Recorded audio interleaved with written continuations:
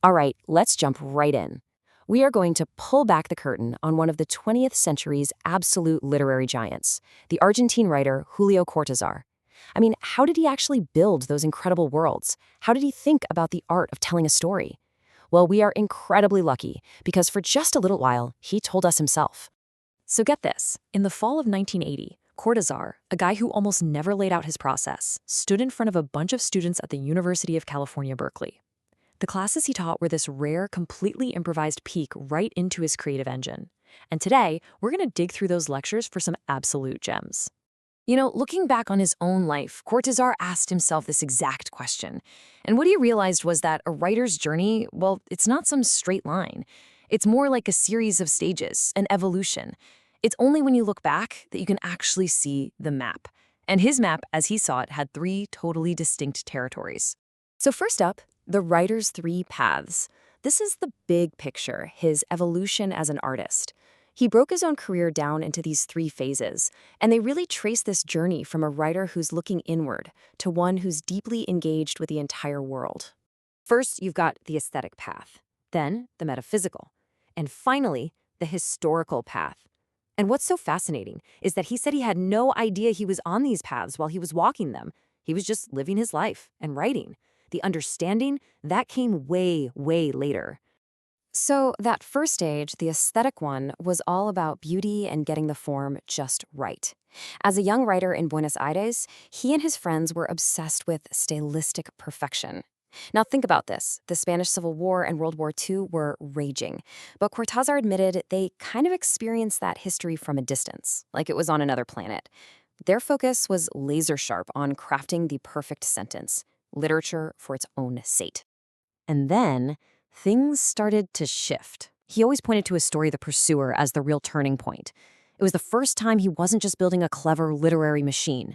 He was diving deep into a character, this tormented jazz musician who was wrestling with the biggest questions imaginable: life, death, time itself. And this led him down what he called his metaphysical path, using his stories to really explore what it means to be human. The final stage. This one was sparked by a single powerful event, the Cuban Revolution. After he visited Cuba, he had this huge revelation. For the first time, he felt he wasn't just an Argentine writer, he was a Latin American writer. He realized that literature just can't exist in a bubble. It has a role to play in the real-world struggles of its people.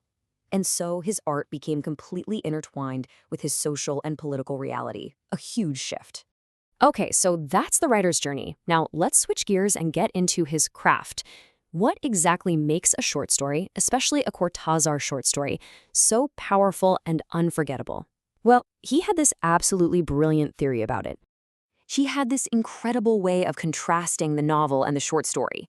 He saw the novel as this open game, like a polyhedron or a film. It can sprawl, it can add characters, it can just keep expanding outward. But a short story? No way, that's a different beast entirely. He called it a closed order. It has to have tension. It's like a photograph, a single, perfectly framed moment that hints at a whole world just outside the shot. But his best metaphor for it was a sphere. This quote just nails it. A great story, he said, has to be this perfect, self-contained object. I mean, think about it. Every single point on the surface of a sphere is the exact same distance from its center. There's no wasted space. It has this kind of geometric perfection that's totally complete in itself, but it also radiates meaning outward. Just beautiful. And this idea of perfection leads us straight into his signature territory, the fantastic. But, and this is important, his idea of the fantastic was probably very different from what you're thinking. It wasn't about dragons or magic spells. It was about something much, much closer to home. See, Cortázar basically argued he was more of a realist than the so-called realists. While other writers saw reality as this fixed, solid thing, he saw it as something way bigger, more porous. For him, the fantastic wasn't an escape from reality. It was just the name he gave to those moments when the hidden, strange, and inexplicable rules that also govern our world suddenly pop up and make themselves known. So how do you make those hidden rules visible in a story? What was his secret weapon for revealing this larger, weirder reality? For Cortázar, the key was time. He was convinced that our normal, everyday, clock-based sense of time was just one of many possibilities. And he pointed to other masters who did this so well. In a Borges story, a man is granted a full year of mental time in the single second before a firing squad pulls the trigger. In a classic by Ambrose Bierce, a man being hanged lives out an entire escape and journey home in the instant his neck breaks. And in one of his own stories, a steward lives out his fantasy on a Greek island in the flash of a fatal plane crash. It's an incredible idea. In literature, a single moment can contain an entire lifetime. And here's the thing. This wasn't just some abstract literary trick for him. He actually lived it. He talks about this one experience on the Paris metro, where in the minute and a half it took to get between two stations, he relived weeks of memories with perfect clarity. Conversations, sounds, images, the whole thing. An entire 15 minutes of subjective experience got packed into 90 seconds of clock time. He realized our inner clock and the outer clock, they run on totally different systems. He gave this mind-bending ability to his character, the jazz musician Johnny Carter, in The Pursuer.